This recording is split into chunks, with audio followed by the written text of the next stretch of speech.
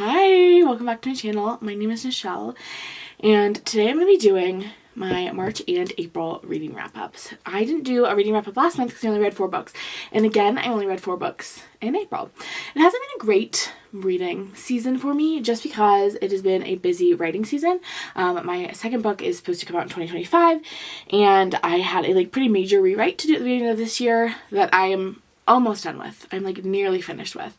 So, if we counted how many times I've read that book, my numbers would go up significantly because you do have to reread your own book so many times. But that's why we're a little lower over the past 2 months. But that doesn't mean I've had a bad reading month because the books I have read have been really pretty good, especially in April. In April, I read 4 books and 3 of them are 5 stars and the 4th was a 4.5. So nothing to complain about with April, to be honest. Couple quick things before we jump too far into it. 1, for the Throne of Glass girlies. Hi, I see you. I'm working on Queen of Shadows. I gotta get this book finished, okay? I have to contractually finish this little edit of my book. So that has taken the front seat. I have not filmed the final part or even finished the slides for the final part of Queen of Shadows, but I believe it should be coming out next week at some point. So look out for that. I will get it out to you as soon as I can, and then hopefully the Empire of Storm and the Tower of Dawn come out a little faster. Also, side project. Okay, I want to tell you guys about a project that I'm working on. I'm really excited about it. I am releasing some fiction in email form. Some serialized fiction. As you know, maybe. I'm a pretty big Swiftie. And my favorite album is Folklore. And probably a year after Folklore came out, I was I'm a little bit of an insomniac. So I was awake, couldn't sleep, had this idea where I was what if I wrote a story about the Folklore love triangle? About Betty, James, and Inez. And I keep saying Inez. It's August, obviously. Betty, James, and Augustine. I want to write my version. And I did. And it was supposed to be just a fun little silly project just for me. Unfortunately, or maybe fortunately, I fell in love with it. I loved it. I wrote the whole novel-length piece of work on these people that started as James and Betty and Augustine from Taylor's work, but turned into these characters that are formed out of my own experiences and the people I know, and they became very much my version of these characters. In fact, I changed Betty's name because the name Betty, sorry girly, sorry to Blake and Taylor, really just I can't picture a modern girl with named Betty. So her name is Beatrice, she goes by B, and then we have August, whose name is just August, and James is still James, And it's the story of them over the course of a summer and the summer between high school and college. And it is about the summer in which essentially it starts with prom night, in which James kisses both girls. That's how the story opens. On prom night, James does have a kiss with both August and with B. And it is about kind of their story, unpacking that over the course of the summer. And it's about a story that's largely about friendship and what it means to grow up. And it takes place in a beach town in Woodvale, Connecticut, which is a made-up town, obviously. And I'm really excited about it. I'm going to start sending out chapters on May 13th, and the chapters will kind of be coming out kind of in sync with how they're happening in the book, approximately. If it's taking place in May, you're going to get the chapters in May. And if it's taking place in June, it'll go there. And 4th of July is a big event in the book.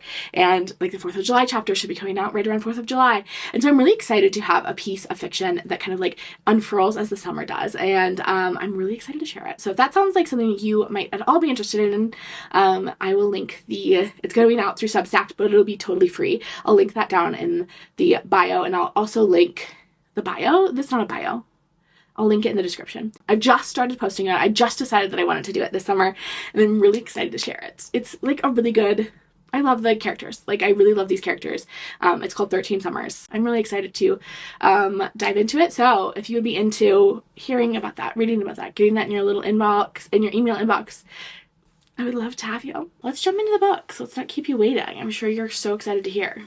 Oh, you know what else you're so excited for, probably? I talked to you last reading wrap-up about my sweater I was working on, and it is done. Someone in the comments asked to see it, and I was gonna wear it, but it is 75 degrees outside, and the sweater is heavy, and I didn't want to pull it out and put it on my body because it is warm.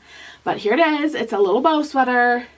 With balloon sleeves. It is a knit from, or it's a pattern from Sally Dar. So this is the first sweater I ever knit. I felt like it was pretty accessible. Her pattern was great. I will link it in the drop down thing. The description. I forgot what it's called. If you are a knitter, and you want an easy pattern, or you want to become a knitter. Up until this point, I had only knit like scarves. This is my first like non-rectangular item. Knitting update at the top of the hour. Let's get into the books. So let's go in order of how I read them. The first book I read in the month of March was Daisy Darker by Alice Feeney. This is a thriller. I read it pretty quickly. Sometimes I just get in these moods where I like need to read a thriller just like quickly. Like most of the time I'm reading a thriller in like 36, 48 hours. Like I like to get them down. This was one of those books. I really liked the premise. I've read another book by Alice Feeney. I read Rock, Paper, Scissors by her, and I feel like she does setting really well. So the setting of this one is this like tidal island. So when it is low tide, you can just like walk over there. But in high tide, you have to take a boat to get there. You can't like swim across because the tide is like pretty strong as well. So it's like fairly isolated, and it takes place on this island, and it's about this family. So it's this grandmother's 80th birthday. We are told the story from the perspective of her granddaughter, Daisy. Daisy's whole family is there. So it's Daisy, Daisy's sisters, her mom and her dad, and like the neighbor kid, and one of her sister's daughter, so her niece. And so it's like 8 of them, I think, total on the island, and they're trapped there overnight as this island becomes like a tidal island. They had like walked over there in the daytime, were expecting to like spend the night to celebrate their grandmother's birthday, but then people start showing up dead. Like people at the house are dying. Not great.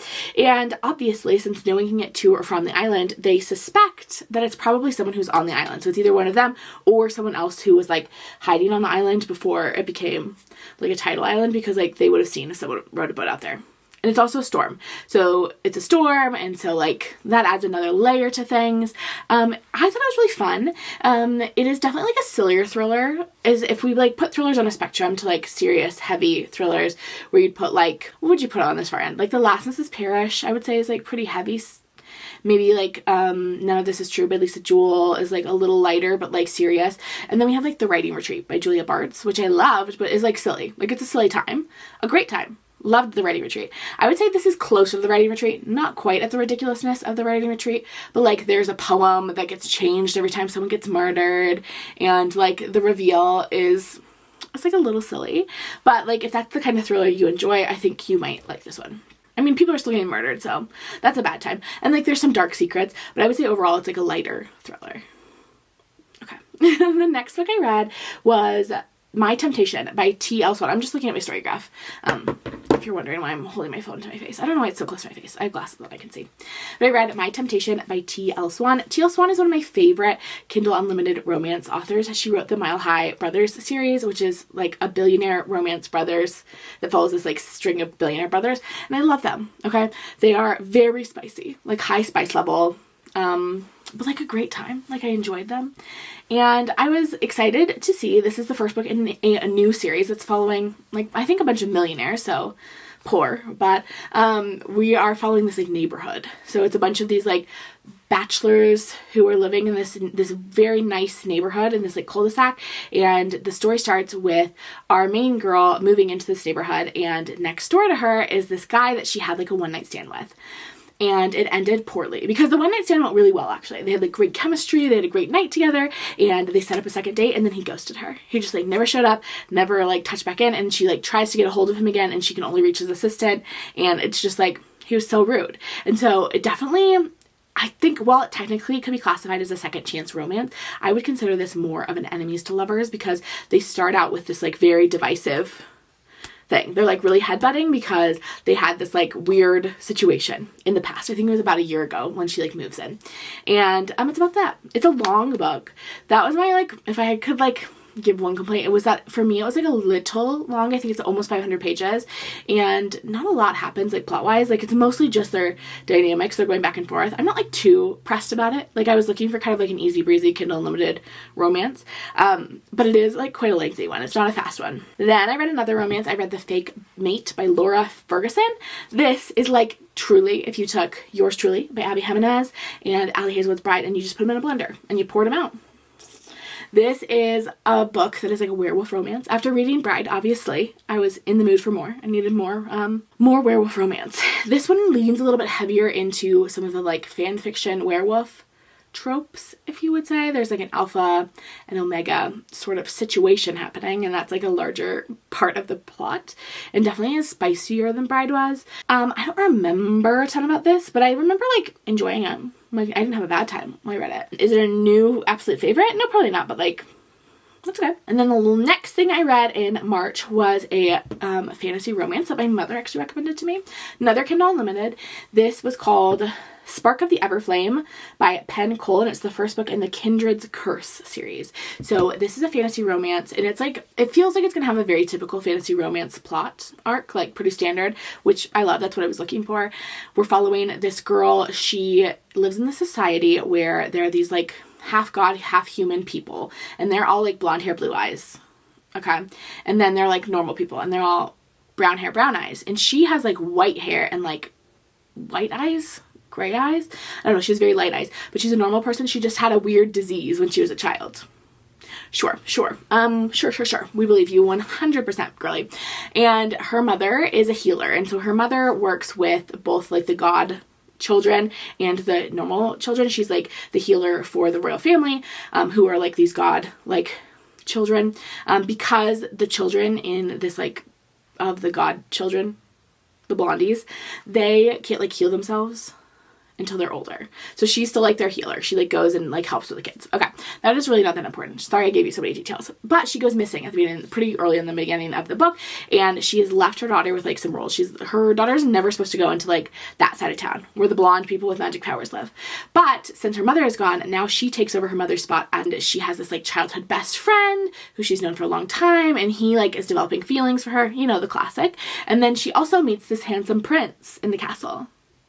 It is pretty slow burn. We haven't actually gotten to the romance part, so I don't know how that is going to go, but I'm really enjoying the plot so far. I'm definitely going to be continuing. I haven't done so far, but I will be picking up the next book. But my mom told me the next one ends on a big cliffhanger, so I've been like hesitant because I don't think the new book is out yet. I think it comes out soon though. I think it's out like this month or next month. Then I read another romance. There's something a theme here. And the next thing I read was Forget Me Not by Julie Soto. This book has been on my TBR for a while because I heard a lot of people talking about it. It is a second chance romance, which I didn't know going into it. Second chance romances tend to not be my favorite because I love to see the initial like chemistry, the initial like meet cute. But we got a lot of flashbacks in this one, so I felt like it wasn't an issue.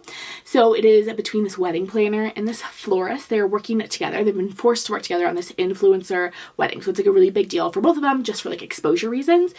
And so they're having to put aside their past, and they kind of had like sort of a messy breakup, it seems. We don't know a ton about it, but we learn more over the course of the novel. And it was really cute, really fun. I loved that she was a wedding planner. I worked in weddings for in like the event industry for a few years before COVID, and then COVID like really and then I wrote a book instead. So, but anyway, so I really enjoyed that. The dynamics were really fun. If I could have like literally one single complaint, like I really thoroughly enjoyed this book, but if I had one single complaint, I felt like it ended too soon, which like, is that the best complaint to have or what? Like I wanted more from it. Like, we just like, they get together. Sorry, spoiler, it's a romance. They get together in the end, okay? And that was like kind of the end. Like we didn't get to see a lot of them spending time together, which just made me a little sad because their dynamics were so cute. And I wanted to see chapters and chapters of them being together forever, you know? And I think that might just be a me problem. Next, I read Station 11 by Emily St. John Mandel. Okay, this has been on my TBR for literal years, because everyone who's read it has said it's fantastic. And it is so fantastic. But the reason I hadn't read it is because the premise didn't sound appetizing to me. Like, it did not sound like a good premise. So the premise that I've always heard, which is not incorrect, is it's about this post-apocalyptic, this like pandemic that wiped out like 99% of the human population. We're following this group of traveling actors who perform Shakespeare. And I said, okay. I'm just like not a Shakespeare girly. Like I read Shakespeare in high school and have never touched a play since. It's just not for me. Okay. And maybe I should become a Shakespeare girly. Maybe I should start reading more Shakespeare. But at this current point in time, at this current avenue, telling me that a book involves a lot of Shakespeare is never going to be a selling point. But let me give you my pitch for this book, because here's what I loved about it. I thought it was fantastic, perfect, beautiful, such stunning writing, such a gorgeous, like, you can tell that Emily St. John Mandel is incredibly talented, and there's this like literary element to the book, but I also was like on the edge of my seat. It was like both like compelling and exciting and like emotional and about like the human experience. And I feel like there are very few books that somehow do both. Like I love a literary fiction book that is like slow and haunting and thoughtful, but like I can put those books down, you know, like they're not compelling me to read the next page. I'm not on the edge of my seat most of the time. And I also love an edge of the seat sort of book, a romance, a thriller where I need to know how they're going to get together, how they're going to make it work, how they're going to escape the killer. But like these perfectly combined. There's like some tension that happens with like a cult and people go missing, and the dynamics of this early pandemic are something we see because the timeline is not linear. So although like kind of like our present day or like most prominent timeline is taking place about 5 years post like pandemic, we also get to see things in the years prior to the pandemic. We get to see characters in the days, like the first few days as the world is like finding out that, oh no, this is like a big deal, this is going to be really bad. We get to see people like in all of these stages, and we get to see many different characters. It follows like a lot of different characters over a lot of different timelines, and the web in which we see these like connections being made between them is just like so brilliantly executed. Like stunning, brilliant, fantastic. It is this beautiful book about like the importance of art in the face of like survival, but also about like what it means to be in community, what it means to be in relationship with people, what it means to be a human. Absolutely stunning, amazing. It's my first Emily St. John Mandel book that I've read. I'm really excited to read more from her. I have The Glass Hotel like ready to go on my Kindle, and I'm excited to like pick that up. I've heard that there's some like interconnected strands between her latest 3, so between this one, The Glass Hotel, and her latest one, which The Sea of Tranquility, and I'm excited to like dig into those worlds. And I read a tiny shorty, another one that's been not my TBR for a little bit less time, a few months I would say, and it's super tiny, another Kindle Unlimited. This is The 6 Deaths of the Saint by Alex E. Harrow. This is one of, Amazon does these like series of short stories where they have a bunch of different authors release short stories with them over all around a different theme. I don't even know what the theme of this one was. I just have been so highly recommended this one, and the reason I hadn't picked it up sooner was because the premise is always like, I can't tell you anything about it, which like, unfortunately I have to tell you the same thing. Can't tell you anything about it, but it is really good. Yeah, just go in knowing nothing and just sit along. The beginning was kind of weird for me, and I was like, what is going on? And it's one of those books where like slowly more and more gets revealed as you go along, and I just thought it was stunning. I thought it was really brilliant. I think Alex E. Harrow did something really fascinating and brilliant, and like I just loved it. I thought it was like emotional and intricate, and just so much happened in these 30 pages, and I felt so much in these 30 pages, and it like literally took me less than an hour to read. Would highly recommend if you have Kindle Unlimited.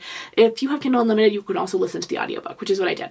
You don't need Audible, which I love. I love when they have those like Kindle audiobook situations. Okay. Then my last book I read in April was Magnolia Park's Into the Dark. This is the most recent book in the Magnolia Park series and the final book from Magnolia's perspective. If you're not familiar with the series, the like overarching pitch is that it follows this group of like very wealthy Londoners,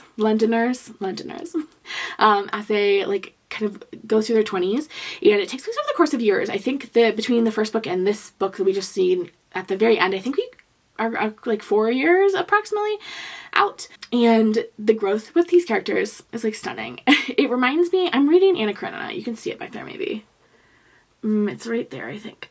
No, that's a funny story. No, Anna Karenina is right under, it's that bottom black book. You didn't need to see it. But I've been reading Anna Karenina for like actually months and months and months now. It's a slow read, but I'm going to eventually finish it. Will I be 80? Maybe. And I kept, as I was reading both of these books, like kind of at the same time, I kept being reminded of Anna Karenina when I was reading Magnolia Parks, and vice versa, because it is this very like slow exploration of just like a bunch of characters, and these characters are not all good. Like, they're not bad people, but they're just like complex people with a lot of flaws and like a lot happening. There's a bunch of romances that are kind of at the center of Magnolia Parks. In Magnolia, we have Magnolia and BJ, and they're like childhood lovers who had like this major event that caused them to break up, that we find out that happened like before the first Magnolia Parks books happens. And it is just about like whether they will be able to mend things and come back together. They feel like very faded. It feels very like Wuthering Heights. I know I keep comparing this to classics, but I don't really feel like there are modern equivalents to it. The writing is also super unique, and I think a lot of people really don't vibe with it. It is a little bit like melodramatic, but I love it. I think it's gorgeous. I think it's brilliant. It's like it's a good time. I love it. I think this final book was such a gorgeous conclusion. It is such a soft book. It was not all what I was expecting from this book. It was such a like soft book. It was a quiet book. It's long. It's like 700 pages long and not a lot happens in it, but I felt like it was really perfect. I sobbed through so much of this book because all of the characters, primarily Magnolia and BJ, are like grappling with everything that's kind of happened to them over the past like few years, honestly, their whole lives, and coming to terms with it and like working through it. And it is just like this book that feels very tender, like tender in the sense that it is like painful, but also tender in the sense that it's like soft. And I just like absolutely loved it. I think Jessa did an amazing job. I am both eager to go back and see, because we have more Daisy Hates books coming up. I am both eager to see what the heck is happening with Daisy and Julian, because things were mentioned in Magnolia Parks that made me like anxious to know. But also it almost feels weird to be going back into Magnolia's universe, because it is really Magnolia's universe without having Magnolia as like the centerpiece. But that is what's coming up for her. I loved it. And that was it. That's all I've read in March and April. Again, not a crazy reading month. I'm really excited to read a few books this upcoming month. I've got a couple good ones like on the docket. I'm currently in the middle of Abby Jimenez's new book, Just for the Summer. And I also have Funny Story by Emily Henry. Obviously, I haven't started it yet. I like really want to treat over the last couple releases of Emily Henry books, I like really treat them as like occasions. You know, we only get a new Emily Henry book like once a year. And so I want to like read it in a time and space where I have like the mental energy to like really give it my all, which as I'm finishing up the draft of this book is not now. But hopefully in a couple weeks I'll be ready to like give my everything to Funny Story. I also have Rebecca Surley's new book, Expiration Dates, and I love Rebecca Surley. Her books always make me sob. They're like magical realism, cutie patootie little books. I'm so excited for that. So I've got a couple fun romances. I know there's more romances coming out because we're in like romance new release season because it's the spring and summer. And I'm so excited for it. I hope my reading picks up. I would like to get through more books. Despite the fact I'm reading really great books, I'm feeling good about that. There's so many books on my TBR. There's so many books I want to get to, and I would just like to be reading at like, you know, a quicker pace, finding a rhythm for my life that allows me to read more. Okay. I think that is all. If you haven't subscribed, if you would, please, I would love it so much. I'm trying to get to 1,000 subscribers before the end of the summer. That's like my goal. That's the first time I'm telling you that, but that's my goal. And I would love to have you if you haven't already. That is all. I will talk to you soon.